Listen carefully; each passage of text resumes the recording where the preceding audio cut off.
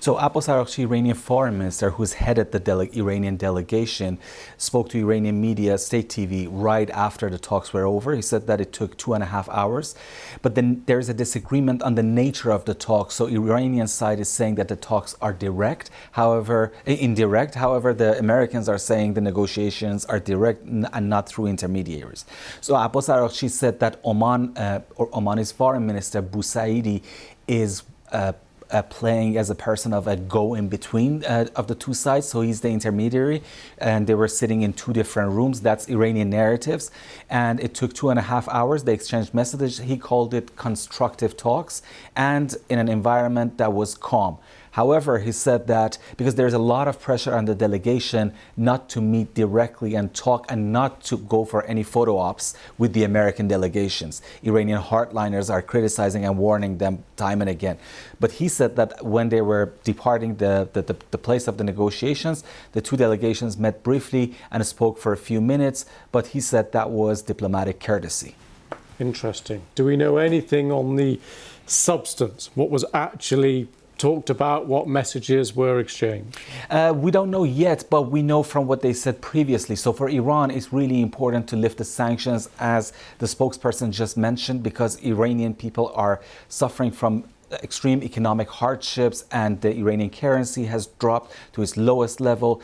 So that's probably a priority for Iran. But let's not forget that Donald Trump has been threatening Iran with bombardment in the past few weeks, saying that if a deal is not reached, then Iran is going to be bombed. And he said that Israel is going to be leader of that. So I think Iranians want to avert a looming war that they're facing right now. At the same time, it was very difficult for Iranians to go back to the negotiating table because they want to save their face, especially Iranian Supreme Leader Ayatollah Khamenei, because he it's nothing hidden that he does not like Donald Trump, because he thinks of Donald Trump as a person who pulled the USA out of the nuclear deal. He killed his beloved commander Qasem Soleimani, and he's the person who exerted maximum pressure policy on Iran.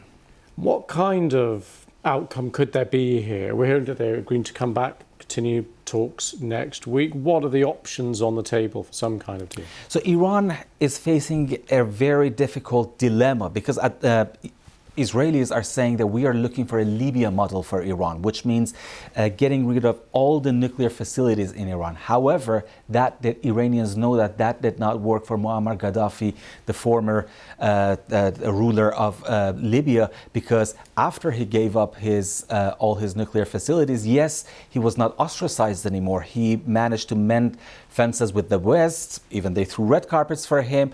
Tony Blair, UK Prime Minister, went to Libya to meet with him.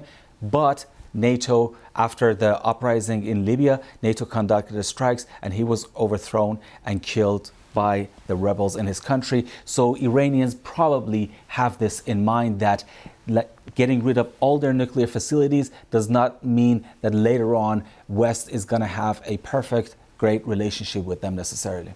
Okay, we will keep an eye on those talks next week, see if there's any resolution. Parham, thank you very much for that.